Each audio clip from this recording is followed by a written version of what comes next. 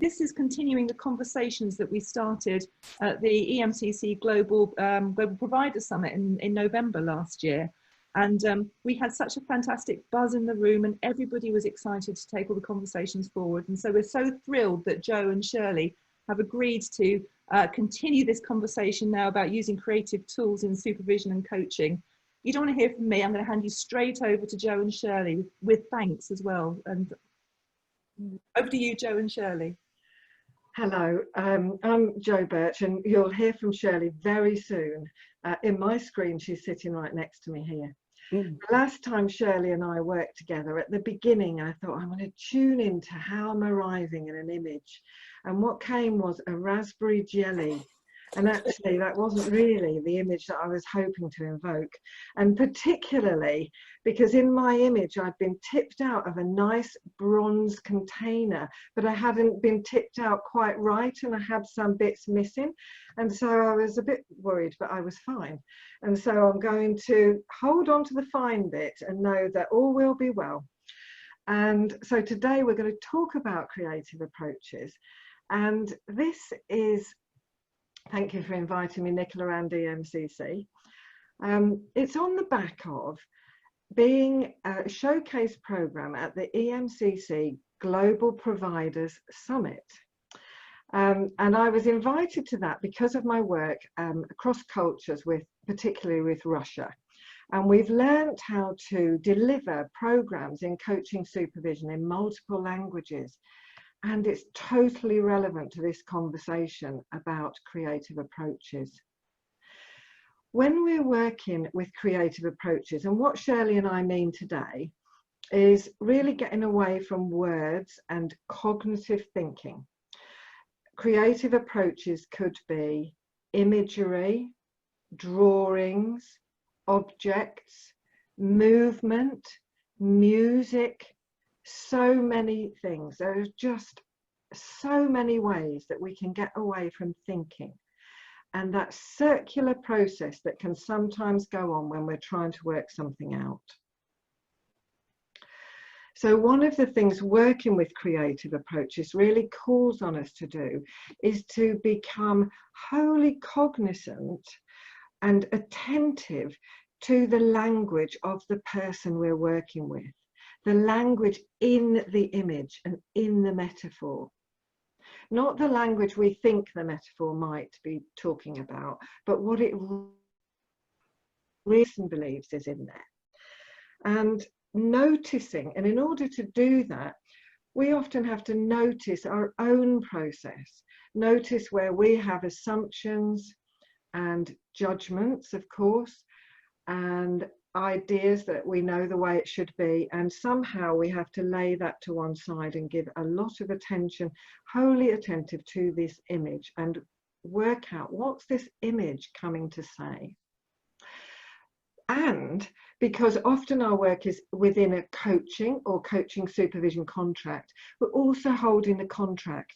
So we're working with the image and holding the contract. What is it we're here to do today? And so at some point, finding the right moment to come out of the metaphor and into the question that the person has brought. So what is this telling you about our issue here today? So where would we begin? You probably all know by now, there is only one place to begin, and you are it. So to work with creative approaches, what we need to know is more about ourselves as the facilitator. One part about what is our relationship with creativity? What are those stories you've heard about yourself and drawing, yourself and being creative? I'm a really creative person, or I'm not really very creative, or I can't draw, or whatever it is, or I used to think I could sing and then somebody told me I couldn't. And so your relationship with creativity, but also your relationship with emergence and really holding the place of the unknown. Because we absolutely do not know where we're going to go with this image. Only the person who's created it has any chance of knowing where the image might go. and also where it comes from. So whilst I do think working with imagery is fun and it's light, it's also deeply personal and sensitive. What we're doing is inviting some of your psyche, something from your unconscious to make itself visible. And so in that, we need the utmost care and attention of the image and the person. And for my mind, requires the utmost daring to expose an image of your own and not know, where are we going with this? I've got no idea what this image might be here to do. So in preparing for today, one of the pieces of work I've done is working with sand trays and doing it like a Jungian sand tray work. And it's so brilliant because Carl Jung used to believe that the psyche knows what it needs to do to heal. So actually we know, and the person creating the image knows what to do with this. So we just need to keep out of their way. And Carl Jung said this great thing, well, I think it's great anyway, that, so I'm going to read it out and just do it slowly.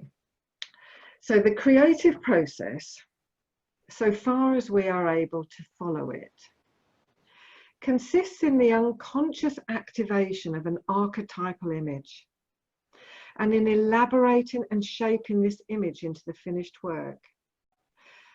By giving it shape, the artist translates it into the language of the present, and so makes it possible for us to find our way back to the deepest springs of life. Now, if that doesn't speak to how sensitive our work with imagery is for ourselves and others, we're tapping into the deepest springs of life. And so in our workshop today, we're mostly going to be talking about imagery. It's a dialogue session, and we will do lots of talking in the big group, through the chat, and in small groups. But just to be mindful that imagery, once we start it, it starts bubbling through. And so just be mindful of yourself and how deep this work can reach inside of us. So what we're doing, this is our process for our session today. In a minute, I'm going to hand over to Shirley. And we want to tap into the edges of your creative centres just a little bit to get your juices flowing for the dialogue. And so there will be a tiny experiential piece at the beginning. But first, Shirley's going to find out what's brought you here. Then we're going to pick up some topics. Then we're going to do some introductions and pick up some topics to work with in dialogue after that, and then break into some small groups and then work towards the end. I can tell Shirley took a breath, so I must have missed out something, so I'll go back to her in a minute. That's basically the outline, but do put your ideas at any point in the chat, and so both Nicola and Shirley and myself, all of us, will be monitoring the chat and picking up ideas that you might want to open as a conversation. And when we get to the middle bit, we'll just see what's around as to whether we stay in a big group or go into small groups. And we'll definitely be in one small group before the end. So let me check in with Shirley as to what it was I might have forgotten. You did that so beautifully. Thank you, Jo. You didn't forget anything, as far as I can remember. Anyway, we're good. We're in a good place. So are we ready to move to the next bit? We are. We are. And what we want to do now is just make sure that everyone is familiar with the practical bits before we launch into the various things that we want to do, because at various times, Jo's just mentioned we want to be doing things in the chat. I just would like to make sure everyone knows how to work the chat. I don't want to assume that. And also we're going to play with a facility on Zoom, which as a coach or a supervisor, and you start to experiment with creative approaches, you might adapt on Zoom yourself if you're finding yourself having to work online like many of us are around the world right now because of the current circumstances. So to get us going, what I wanted to do, I can't see myself by the way now, so I'm just guiding. Does everybody know how to toggle up in the top right hand corner there? There's a place where you can toggle between gallery view and speaker view. If you're seeing the slide with networking in the top left hand corner right now, you're probably on speaker view. Am I right, Nicola? Are we in the right zone here? Yes, that's absolutely right. That's absolutely right. It's exciting to use these different Zoom tools in this way. I think we've all become a little bit more adventurous with Zoom, haven't we? And so we're going to introduce, Shirley's introducing the concept of stamping. Yeah, so before we do that, I wanted to go into the chat box and just make sure everybody's getting the chat, but can you, so I don't know, what do you see on your screens now? Do you see the Zoom chat group thing either to the right of your screen or right in the middle of your screen? Yes. Lots of people are doing yes, yes, yes. Chat to the right of the screen, that's great. At the bottom for some. So do you see the bit where it says to everyone? So if you were sending a message where you are or something, is to everyone. And if you take your mouse very gently with your finger or your mouse to the right of that, you will see a box with 3 little grey dots. Navigate your way to there. And when you click on that, one of the options, the very top one, is Save Chat. So hopefully you're seeing that. So if there's things in the chat that somebody else types in, or there's a link there that you would like to capture, this is how you save it for later. And when you close Zoom down later on, it will, that little file will be available for you to save on your own desktop. So that's how you do the save chat. How is that so far? Have we got everybody? If we click twice, does it delete the first version?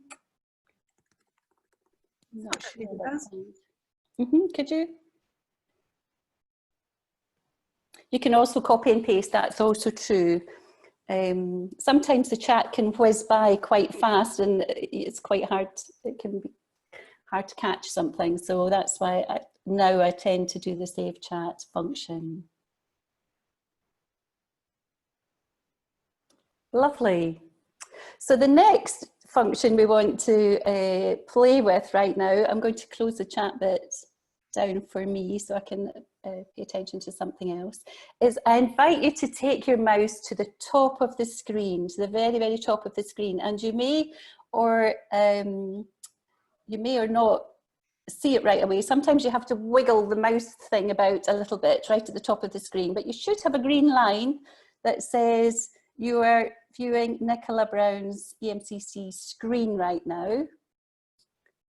And to the right of that is a little brown box which says View Options, and that's where we're heading now, to the View Options button. And when you press that, you should see a whole host of things. And we are going to go to the Annotate one, which is quite near the bottom. It's about 2/3 of the way down that list, and Annotate.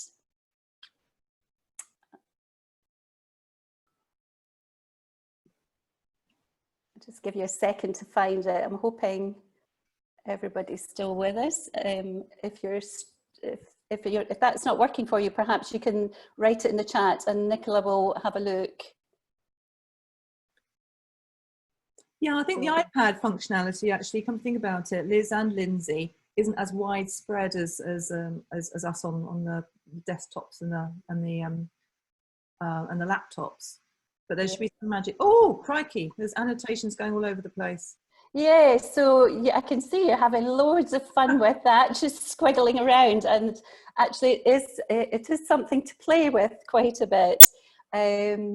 So Nicola, how do we clear this now for our serious? I've cleared it. I've cleared it. I have the power. There we go, abracadabra. So as Joe was mentioning, we're working with imagery today, and this is our first dive into the imagery part. And the question really is what's brought you here? And here in the screen, you can see 4 images and a big yellow blob or dot or circle in the middle. And what we invite you to do is if you go to that annotate box where you've just been doing things, the 1, 2, 3, 4th one in is stamp. And I invite you to choose a stamp and let us know. So Joe and I know which subject or area is it that's attracted you most to the session today. And place a heart somewhere around the topic. And if you're not sure that it's not specifically one thing in particular that you're more concerned with, yes, I can see lots of you are hearting away there in the middle. That's what that space is for. How fab!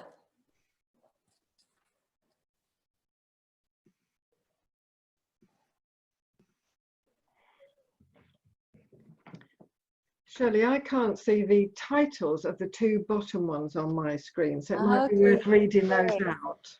Okay, thank you. I didn't realise that. So the top left one is networking. The top right one is everything's new to me. So this creative tools in coaching or supervision is a new topic to you. And you're here to find out more. The bottom left is for CPD. So if you're particularly at the moment participating in things, so you can catch up your hours for that. That's, yeah, there's quite a few hearts in there. And the bottom left is you perhaps are already familiar with some creative approaches and you're looking for something to top up what you already know.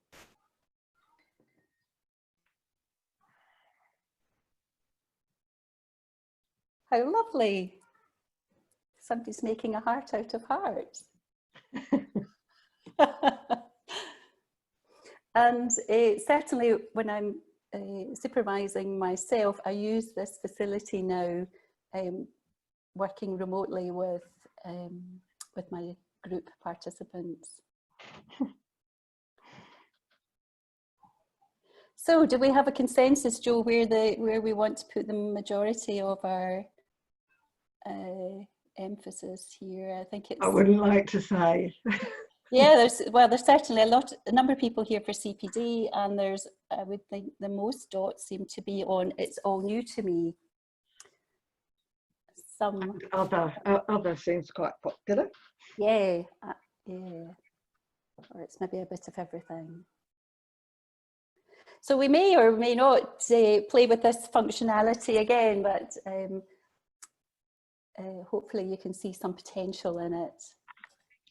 Okay. Yeah. Thank you, everyone. Yes, there are things. I see somebody, you can actually control the colour of the icons. And so there are lots of things you can do once you get going with this. And it doesn't have to be this kind of screen. But it's nice to know a bit about why you've come. And if you'd like to put something in the chat about what's brought you here, what is it that's on your mind today that you want to make sure you cover in our dialogue session? Pop it in the chat for us and we'll have a look. So we're going to do some introductions with you in a minute, but I'm just going to do one more slide before we do that, so many years ago, maybe 10, no, maybe 20, oh dear, many more than I care to think about. And I began working with Liesl Silverstone. So she told me that her story was that as a small child, she was on the last train, Kindertransport, out of Czechoslovakia. And that as a small child, her parents could only get one of them on the train, one of the children, as her and her brother. And so they put her on the train and her brother didn't get on. And the next train that went out of Czechoslovakia didn't make it. but all her family were taken to one of the concentration camps before being moved somewhere else, a Jewish family. And Liesl never saw them again. And she made her way eventually to England, to London. And some years later, she went back to Terezin, I think it was, the concentration camp, to understand some of her parents' journey. And she saw some imagery that had been made by the children of the camp with really the most meager implements that they could find around the place that they were staying, around the camp. And she realized, she looked into it and realized that children were expressing and processing some of their pain through this imagery. And she went on to be an absolute pioneer in the psychotherapy field, finding a way to work with images in a way that stayed out of the way of the process of the person as much as possible, but facilitated. And so really our job, if this is the methodology that I was trained in and then went on to teach with Liesl. And one of the things, if anybody here knows Liesl, you will know that, we'll put her name in the chat, you will know that she's a very particular person. I tell you, that woman never missed a trick. If I interpreted anything, she would notice. And if I made any assumptions, and she would call us to account and ask us, is this the way that you do it? And so working with her was an absolute joy, and sharpened my practice absolutely no end in terms of not interpreting what somebody is saying, even in my coaching work and my counselling and other work that's language based, not imagery. So our job is to enable the images to arrive, find a way to get into some imagery, then facilitate something around the exploration of that, whilst also staying out of the way of the person and their processing, whilst staying really close and present to them in their process. So quite a lot of things without even going into the micro skills, that's just setting the container. But because, as I said before, about how sensitive and deeply personal imagery is, just why the container and the contract with people needs to be really clearly articulated and the edges held. Simple things like the time boundaries, but also the time that we're working with the image might be, depending on who it is, contracting how we're going to do it, what people need to say, what they don't. And that will just, that's a big exploration and comes with time. However, out of my work with Liesl, more recently I've created, oh, I don't know what you call this. Well, I'll just show you. I'll show you the slide. In fact, Nicola will show you the hearts slide. So Carl Jung used to, every day, he used to draw a mandala. And he used to use it as part of his reflective practice to check in with himself every day about how am I doing? And when we ever did mandalas with Liesl, she always put herself as a heart. And so my heart in the middle of this image is a nod to her and her work. She died 3 years ago. And what the image is in the center are 3 principles of the work with imagery. Image speaks for itself. So the image, clearly that's a metaphor because the image can't speak, but in another way it speaks for itself. It has its own language and words to describe itself through the person. Everything is something, but we don't always know what it is until much later on. And that's one of the joys of imagery, is people can take away an image, especially if it's drawn or an object, and they can ponder on it over time and suddenly realize, oh, I know why I've got that. I know why that's there as that representation of me on that day. I know why that raspberry jelly is there this morning. And what's personal is personal. So if somebody says that their penguin is flying, their penguin is flying. And if somebody says, you know, their frog is deep purple, and that's the color it is. So what's personal is personal. And that goes for those value judgments about here is a big house, even though it might look like a small house on a picture to you. So the principles in the center and round the edge are 4 simple rules. And simple rules are behaviors that we already see in the system that are generative, that help things to happen in a way that works, basically. And so that is the invitation to the image to express itself. It's noticing with childlike curiosity and with no attachment. You might notice something, the person may not be that interested. Keep yourself to yourself, meaning your assumptions, your judgments, your thinking. For those of you supervisors, yes, we can use I6, which is that inner wisdom, and yet that's a judgment call inside ourselves about what inner wisdom is there, and can we make ourselves empty and available to that process. And then reflect what is, just as you see it. So really clear, crisp, accurate reflections, and not adding bits or taking bits away when we're reflecting things for people to work with their images. So we're going to do intros, and then we're going to move into a bit more of collective dialogue. And so the first thing we'd like you to do is, I'm going to have a look at the chat while you're away, but you're going to go away for 6 minutes. If you haven't used breakout rooms before, you will have to click to get in them, but you won't have to click to come back. Nicola will bring you back. You're going to go for 6 minutes. There'll be a 2-minute warning. When you're going to be in threes, so that'll be 2 minutes each. By the time you get the warning, your third person will be talking.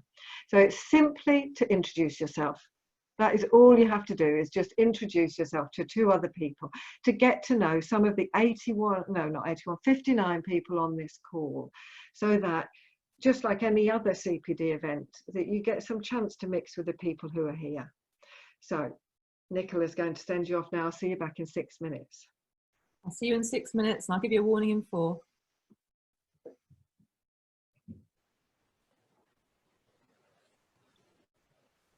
Joe and Shirley, back over to you. It's an amazing experience when people come in, especially when they come back laughing and you don't know what might have happened before. And so, but I hope you met some other people. Now, I'm going to assume that most people on this call are coaches, and I might assume that you might be a supervisor. And if you're, when I say I'm going to talk about you being a coach, you can interpret that word as coach, supervisor, or whatever else your practitioner role is. And thank you, Elaine, for saying in the chat about how difficult it is to end conversations in breakout rooms. You're about to do another one now, so we'll give you that challenge again. And I'd seen another post from Elaine saying that she'd been using poetry, mapping, drawing, and movement in some of her creative coaching sessions. However, right, we're going to go back into small groups again. But this time, before you do, just take a moment to really land in this webinar. Just breathe out. And just see what happens to your body. Take, in fact, 3 conscious breaths. So 3 breaths where the exhale is a little longer. And just notice being supported by the floor or the chair. Simply come home to yourself. Who are you as a coach? Who are you? Invite an image, any image at all. There is no right or wrong answer. An image of you as a coach.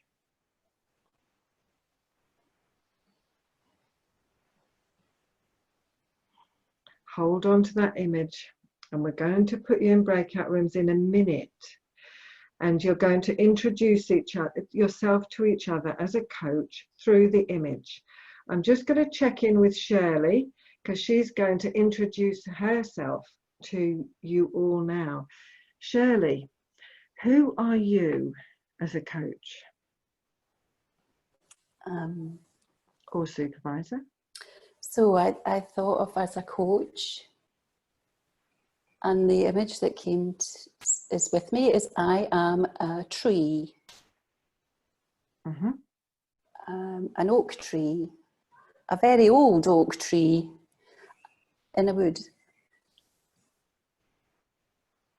And what I notice is that the weather is very, very changeable and unpredictable.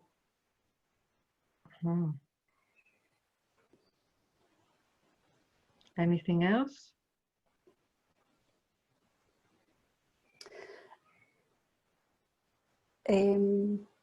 There's something about being very rooted and grounded. But this weather is doing all kinds of things. So sometimes I'm moving around really, really dramatically, and sometimes it's still.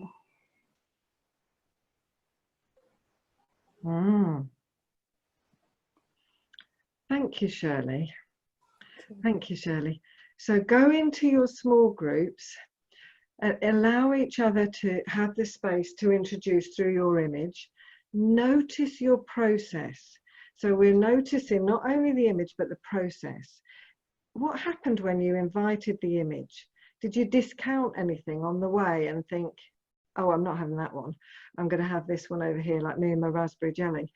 Or did the image come straight away? You saw Shirley as she was talking about it, that small invitation about anything else. She looked around and she found something else to tell us. So go and just play with each other and see what happens while you're in your small groups. Nicola's going to put you in small groups. You've got 9 minutes this time, so a little bit longer. And again, you will get a 2-minute warning just before the end. You don't need to do anything to come back. We will bring you back. But that box, that annoying box in the middle of the screen, you can get rid of by Xing the X or dragging it to the side. And so we'll see you back in 9 minutes. Okay. Oh, hello everybody. Thank you. Welcome back. Hello, welcome back. So we're interested in what did you notice? Do write in the chat, but if you have something to say that you really noticed about what it was like to use the image to introduce yourself in a different way as a coach, let us know. What did you notice? Jennifer, hi there. Here was a fascinating, it was a lovely conversation. Thank you, Gabby. But there were two very different things. So for Gabby, she had an image and then reflected that it's an image that she's had before. Yeah. So it's quite interesting that that image has stayed with her. Yeah. I had an image which I immediately rejected because I didn't understand what it meant and decided to imagine another image and then had to come back to the first image because it was so strong. So I think it was just fascinating that you can have, your subconscious can keep an image and reject it. And then we had a really great conversation. And that's a brilliant example, Jennifer, because somebody in the chat had said how to work with images. We can pull out that process. So that process of rejecting something because you didn't understand it, you could reflect on that. Is that, do I do that anywhere else? Reject something I don't understand and then have to go back and get it again. You're nodding and smiling, so I'm imagining you might recognize that process. So lovely, thanks, Jennifer. Anybody else? What did you notice? It was around how we didn't want to own our symbol. Oh. So we all came up with one relatively easily, but then kind of went, oh, I'm not sure if I want to own that, and put that on. So we had a sort of debate about, well, how would it be if we did own it? You know? So it was a really interesting conversation. Yeah. Fascinating that you happened to be with 2 other people that also wanted to talk around before you got to that bit of owning it. Yeah, but love the creativity around it, around, you know, how we see ourselves or express ourselves. Yeah. But, you know, is that how we really are? Aren't we fascinating as Yeah. human beings? Thank you, Lindsay. And Thank Chris, you had your hand up before. Yeah, similar to Jennifer actually, in terms of having an image, but then sort of almost going, oh, no, that can't be right. It almost felt too dark, and trying to find another image that will sit. But I suppose that's also the subconscious image that comes to mind first, but then the consciousness sort of trying to take over and fit into a box that suits our reality of day-to-day life. But actually, from the conversation, it's fascinating that what came to me, because I'm not a supervisor and that sort of thing. So what came to me was actually our image might change, and I know it has changed from I've done similar things in the past, but the image might reflect our state of mind and state of situation, and where I thought it was quite dark might reflect actually how we're feeling. So it could be the same image, but a lighter image of the same, but not a darker one. But and the power of, as a coach, to recognise when you're in that place, to know to do something about it almost, and that self-reflection which we're trying to get everybody else to do is quite powerful, that we need to ourselves. So I found that quite interesting. There's so many points, Chris. That way that we immediately evaluate things as dark or I've immediately forgotten the word that you said about that actually the image has come. It's neutral. It's holding our dreams and aspirations for the future. It may be holding fears. It may be holding a message. We don't know what it's holding, and it may immediately look as something, oh, I'm not sure I want that. But actually, if we can just get rid of all those assumptions and judgments about it, there might be something really interesting in there. So thanks, Chris. That's a great example.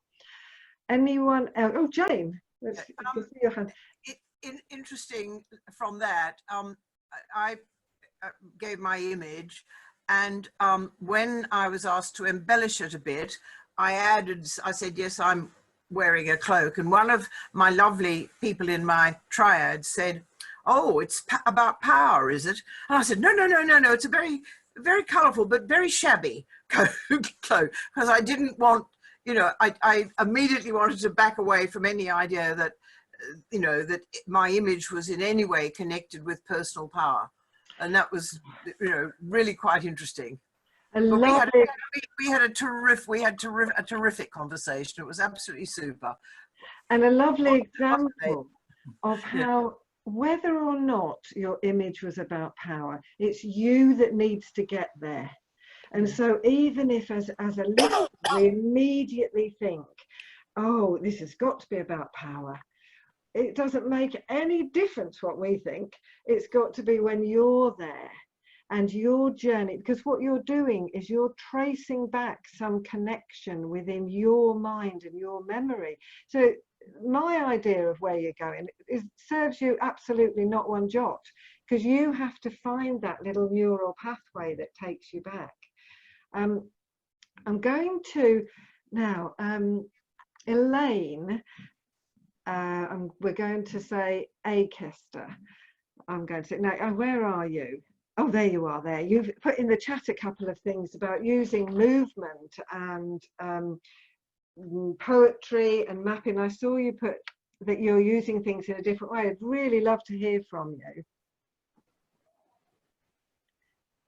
If you don't mind me putting you on the spot. And if you do mind, just tell me. No, not at all. No, nice to speak to you, Jo. Well, I suppose I write poetry. I don't publish it, but I've always been a bit of a poet and writer. So when I sense and I have a discussion with somebody around that and find out that they like the spoken word, I find that either prescribing a poem or asking them to bring a poem to a coaching session, or sometimes I might, so for instance, somebody is experiencing quite a significant loss at the moment. So you know, Elizabeth Bishop, the great American poet, she has a brilliant poem about the art of losing. And there's something in poetry that validates, but it's also about the imagery that it brings into the person's mind. That's what so it validates and connects with an emotion and a feeling. and it distills it down in a beautiful way. So I find that it sometimes helps them get themselves out of their immediate situation and then look at it in a slightly different perspective, and also validates feelings. Yeah, I mean, drawing, absolutely. And for me, it's around actually thinking about what it is that, sometimes it's about identifying what the barrier is, if there's barrier, and asking them to draw that out, to map it out. So a lot of the sort of systemic and constellation stuff work of John Whittington et al. And drawing things out, again, if you can support them get into that creative space and they draw it out, and then you're supporting them work with that shape, the barrier, and drawing images of where they want to be also, I find can be very useful. Thank you, Elaine. That is just brilliant. And actually, the reason I came to you is that somebody had asked in the chat earlier about, well, how do we use it in coaching? And you've given us some great ideas. You know, if people are interested in poetry, bring it in and allow those multiple levels, the words, the emotion, and the imagery of the poetry, but also the drawing and art. And Shirley was going to, Shirley, you've got some things to just bring in about how we use some creative tools in coaching and in supervision. Yeah, so I love working with creative tools, and it's particularly most lately with the various lockdowns and things that are going on, we're having to adapt those increasingly for working online. So part of it is in the instructions or the contract that you have with your people. I tend to do group supervision and use it pretty much exclusively creative tools in that. And so, for example, I just dug out my box of crayons like this, and I would say to people beforehand, please come to the session with those to hand and some paper or some coloured paper or whatever. And during the session, we would go around and invite people to make a short drawing of what it is they want to bring today, for example. And we would use that image, which they would just show up on the screen as the starting point for their particular session.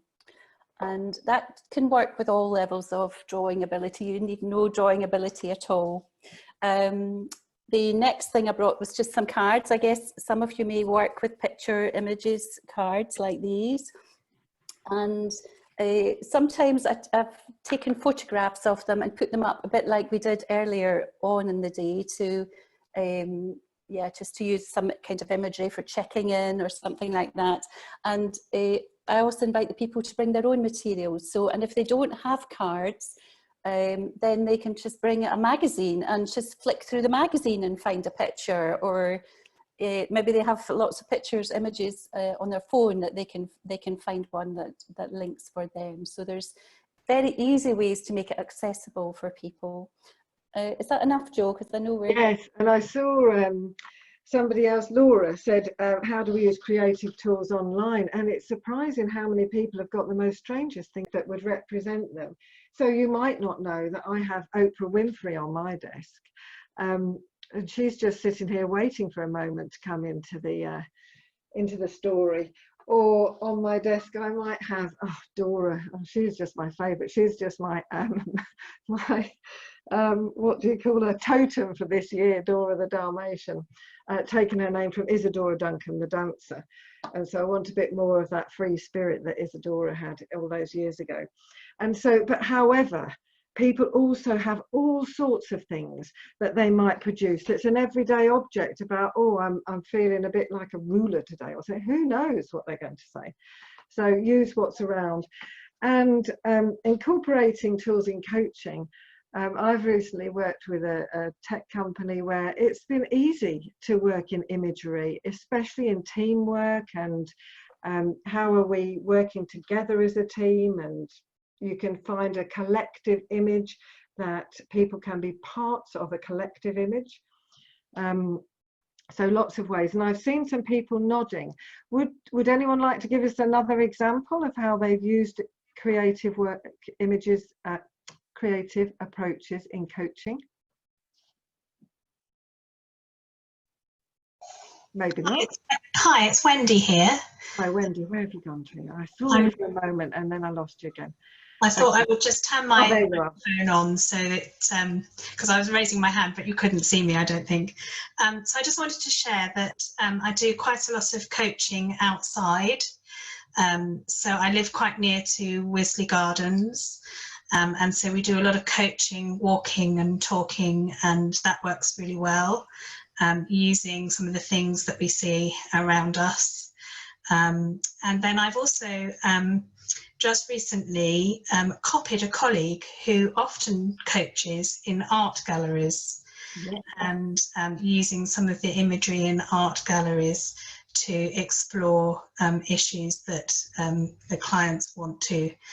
So I just wanted to share that because there's another couple of examples. Brilliant, absolutely brilliant. So outside in nature, so many things out there that we can project onto. So when we're working with images, we're projecting a part of ourselves onto the image. And so again, why we need that particular care.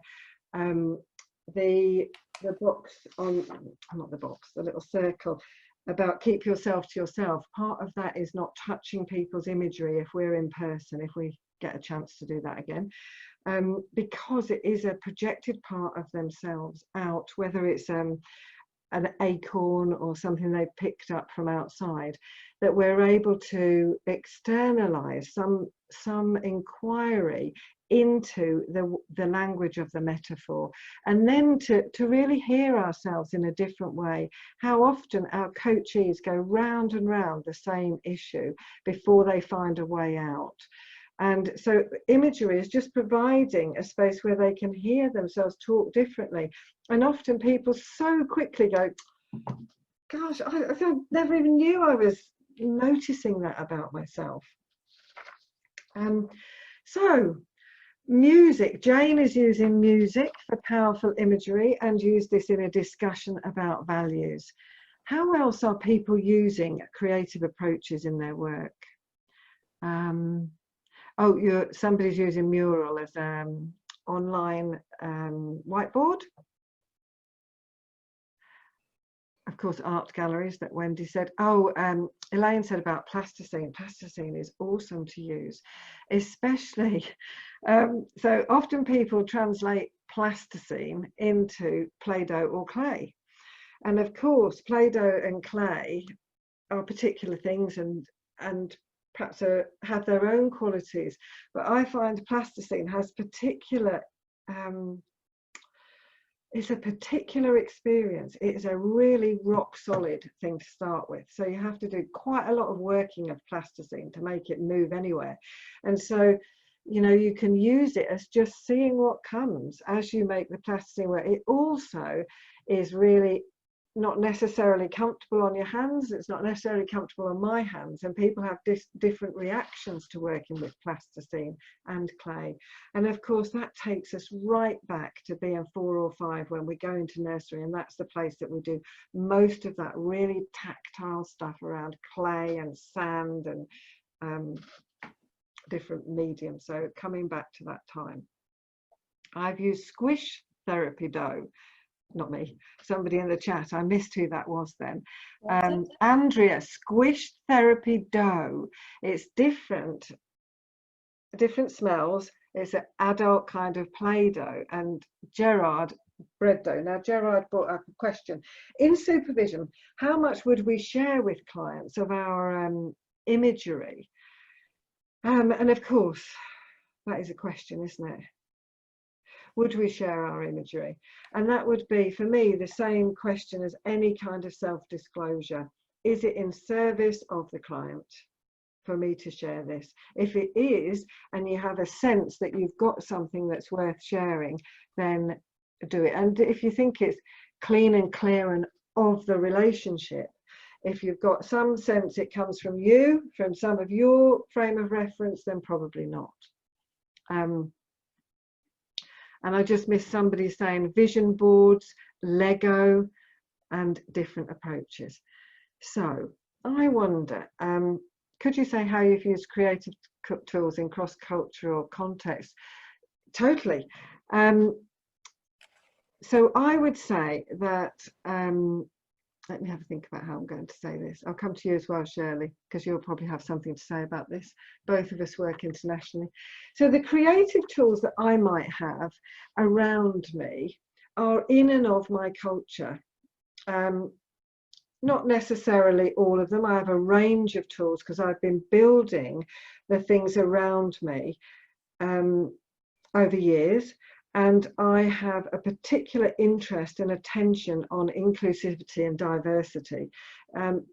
So I would imagine that I would have quite a good range of cards that demonstrate different backgrounds and diversity in all sorts of ways through the cards and the objects and the Lego models that I have. That's not always the case. Sometimes our toolbox is out of our culture. And so if we are working cross-culturally, it's important that perhaps people find things in their culture, but also on their desk, out of their own surroundings, or could bring, as Shirley said, a little toolbox with them that is more immediate things from their own living circumstances. But I think working cross-culturally, what's really important is not interpreting. It's important however we work, but always when we're working cross-culturally, because we have no idea the meaning of something for someone. But one of the circles on the heart diagram is notice with childlike curiosity, and for me that's where that comes in. So somebody has brought let me borrow Oprah for a minute. So if somebody has brought Oprah, instead of my assumptions on what Oprah means to me, is really asking, so how come Oprah is here today? Now, at this particular time in our history, we might have many reasons why Oprah would be here today, but it's not for us for the person, the coach or supervisor, to know what those reasons are. It's for the person who's brought whatever it is to be able to say, this is my relationship with this object or this person today, and this is why she or he or the animal is here today, and this is what it might mean in my culture, but this is what it is meaning for me today. Yeah, so that's what I'm thinking. Anybody else got any idea? Oh, Shirley, I said I was going to come to you.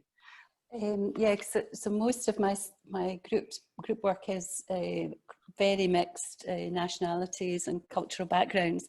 One of the things that comes to my mind is the use of the phrase "any way you like" in the instructions. So make a model of what you're going to do today, draw a picture of your topic or theme that you're bringing today, any way you like. So you give permission for any kind of way of creating that's comfortable for the person. The other thing I was just going to say about the use of language is because we're working more through other mediums, I really love the fact that it compensates. I really feel the whole creative thing is such a leveler for if you have people of different shared language abilities. So if you're working in English, for example, as I do, then most of the people are not speaking English as their first language. So this way of working creatively, it really helps to level the playing field for everyone in the group, which I feel is really then honouring every person's contribution equally.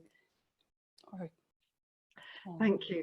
I was looking in the chat as you were talking, Shirley, and Gerard raising that to really check in with people. I thought there was a brilliant comment that he made, is when I'm calling Oprah, Oprah, I might be meaning Oprah Winfrey, but I might not. And so really always checking in those specifics about what people are talking about, and particularly if we're working cross-culturally. I'm also distracted by Nicola noticing that Elaine had talked about movement, And so, Elaine, I'm going to just give you a little challenge here, if you're up for it, is if you can think of something that you'd like us to do in some kind of movement exercise that just takes a really short time, I'll come back and ask you. But don't feel under any pressure, because I can also think of one myself.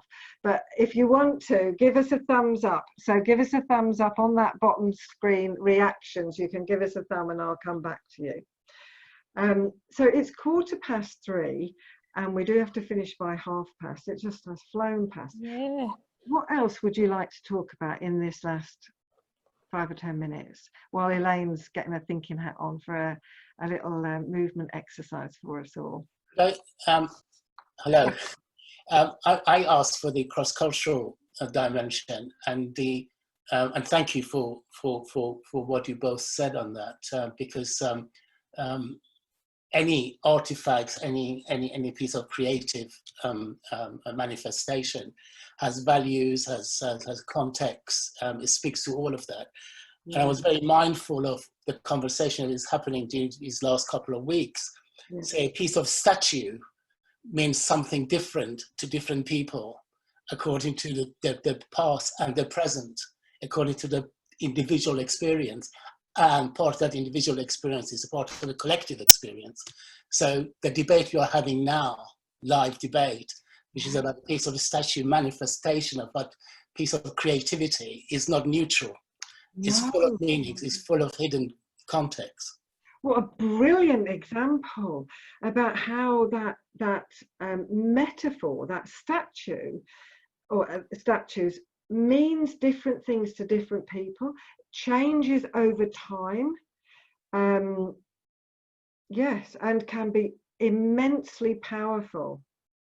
And so using, seeing that collective and personal represented in the metaphor, yeah, totally. Those brilliant observations. Anything, Shirley, to pick up at this point? Elaine said she's good to go as well. When oh, is she? Oh, let's go there, yeah. Great, okay.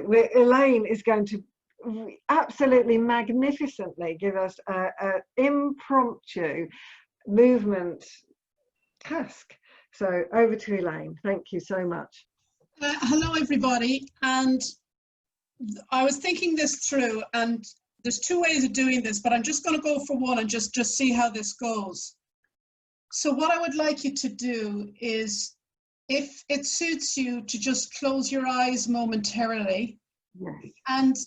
And just notice your breathing, and a bit like what Joe was encouraging you to do, to just be in the moment, as we are all here now together as a community of interested coaching practitioners, people with our own lives to live. So just hooking into that overall sensation, and to hook into the overriding emotion that you're feeling right now.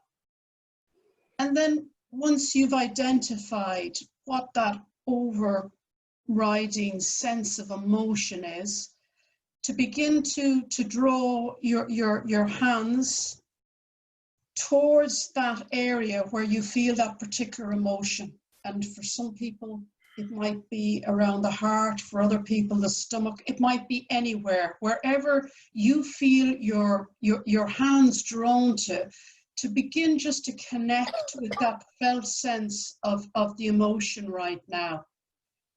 And then as you connect with that emotion more deeply, I'd like you to encourage you to get a bit more adventurous and expansive with the movement of the hand.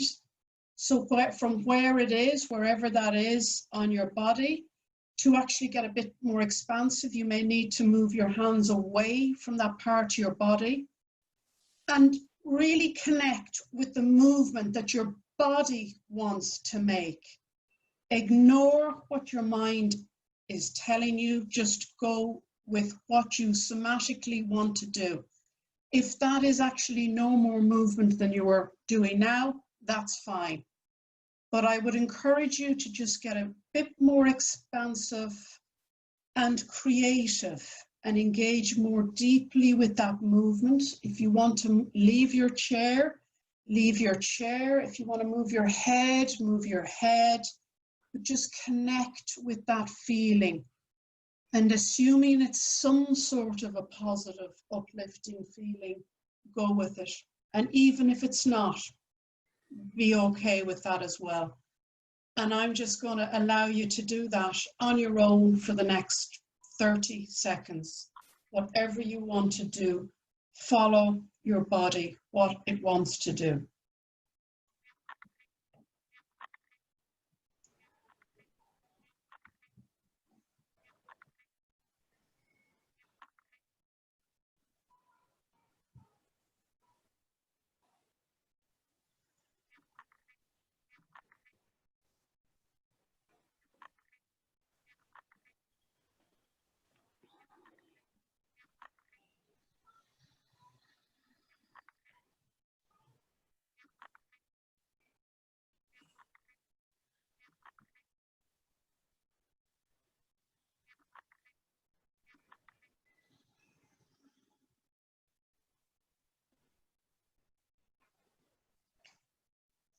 And as we come to the end of that short practice, just to note how your body feels right now.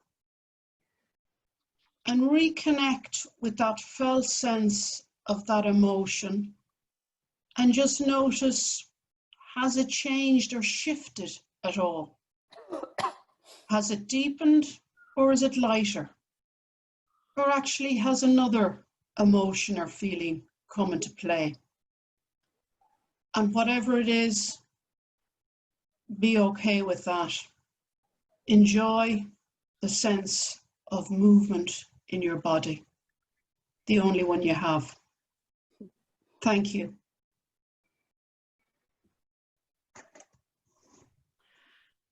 Thank you, Elaine. It was absolutely super. Really appreciate you taking that. Really lovely. I can speak to myself that a whole load of tension has just gone in my belly. That I'm really cool. So, but what I really noticed as well is, going back to the beginning of what I said today, creative tools are really good fun. There's something to introduce. They look playful and innocent, but actually they're deeply personal, sensitive, and really require daring. You may have noticed in yourself about, you know, whether you had a little discomfort in the notion of moving around on a dialogue seminar, or those people that spoke in the early group about we weren't sure whether we wanted to own our images. It requires a lot of daring to work with creative tools, and yet the riches that are in there are really worth it, both for the coach and the client, or the supervisor and the supervisee, because you never know what messages are just outside our awareness. Haven't really talked much about the neuroscience behind working with creative tools, but there's a whole other topic about getting out of that cognitive thinking and into some creative space, and then being able to make the link. So not saying cognitive thinking doesn't have its place, but just coming around something a different way, just coming in through a different door and then bringing it back into, so what is our coaching question today? And how does this inform us around this? So again, back to the beginning, saying you to work out your relationship with creativity as well. We have got some information for you. Shirley is our person for this. Yeah, so I think we want to go to that pink slide, Nicola. Oh, yes, we want to go. Yes, we want to know, Shirley, yeah. What did you do too? Yeah, so slide which I use sometimes for where are you arriving, what colour are you arriving, and people can stamp that. So, yeah, so if you're, quite a few of you stamped the I'm a newbie at this at the beginning. And so I was going to take just a second or two to talk about how I developed my my creative coaching skills. Some of it was in my training, for sure. Then when I did my supervision training, there was some in that too. And it really fits, you know, there's a thing about who you are is how you coach, or who you are is how you supervise. The working creatively really resonated with me, because I feel I'm a very artsy, creative person, and so it just felt like an extension of what kind of works for me, or what I'm interested in and like to play in. So it made for a more playful way of doing my work. So the first thing I did was really find a supervisor who would role model it, and also role model it online. And yeah, I think that's where Jo and I started this journey a bit, really. There are a couple of books, and Nicola's going to give you the titles of those in the stuff that's coming later. So of course you can learn from books too. There's a couple of courses and workshops that sometimes focus more on creative approaches. So if you're embarking on that, or indeed creating courses, I know some of you are here for that reason, to what extent you want to build that into your curriculum. And Jo and I have some workshops coming up shortly, which anyone's welcome to join, or if you hear about others, do share them with us. Or maybe you have some other ideas of how to build your skills in this kind of area. I was going to say that, Shirley, our workshops, what we're doing in our workshops is really focusing on experience. So experience and how to work with images in coaching and supervision. So not just finding ways to allow images or to use the tools, but working with them as a coach and a supervisor. And I don't know of anybody else doing anything quite like that. What else do we want to say? Yeah, somebody's typed in another conversational session like this would be great. And yet Michelle's got some techniques in her book. Jackie's written about writing in there, and Elaine and others were talking about writing, and Jackie's got some writing examples in there. And I did have 2 books here, but I don't have them. So are we done with this slide? Are you done with this bit? Yeah, I think so. The book details will be in the stuff that comes out afterwards, so that all the titles are there, the creative supervision and inspiring creative supervision books. I'll put them on the link for everybody as well. So the link. Super, thank you. Please don't go before filling out the link, but on there you'll find the links to the books that we spoke about as well, and also Shirley and Jo would like to remain connected with you if you'd like to remain connected with them too. So there's information about how to do that as well. So on the Eventbrite page, we're in Crucial Difference, and you'll see all. We have a slide with that on, so it might make it easier. Oh, it's just because I can see everyone now. We'll do the slides as well, and we'll stick that up. I'm just going to tell you. Okay, sorry. And, on our Crucial Difference Eventbrite page, you'll see our imagery workshops. Oh yes, there's this. We've got a code, EMCC without the quotation marks. Will give you a £15 discount on something, and that it'll also give you a discount on the supervision group should you want to join a supervision group. But if you just want to, if you want to have a conversation with us, drop us a line on LinkedIn. You can find either of us on LinkedIn. We're always happy to have conversations or to do workshops for anyone else for that matter. And you know, this has been mostly focused on dialogue, but our usual way of working is lots of experiential work and having it come out of there. So I think that's everything. Nicola, I think it's over to you for the last 2 minutes. Yes, 2 minutes, and wow, how to follow that. You have taken us on a journey of creativity, which has taken us from learning about stamping on Zoom to getting up and moving around, which has been fantastic, and thank you so much for that as well. I think that we've got some new examples. It's always good to meet other people in breakout rooms and hear what they're doing as well. So I'm So I'm pleased. I've had a couple of private messages as well saying, you know, thanks for the breakout rooms too, which is really nice. But Joe and Shirley, thank you so much for taking the time to speak with us today. We really do appreciate it. I'll follow up after this as well. I'll email everybody because I've got the Eventbrite sign up as well. So I'll drop that form and all the links in the email to you as well. And I look forward to seeing you on the next one as well. And I really appreciate you having the time to come today, and to Joe and Shirley for just being brilliant. Thank you so much. Thank you. Thank you to Elaine as well for joining us. Yeah, thank you. Very much so. So join with us on LinkedIn and say hello, and see you again. See you later. I'll see Ciao. you. Bye.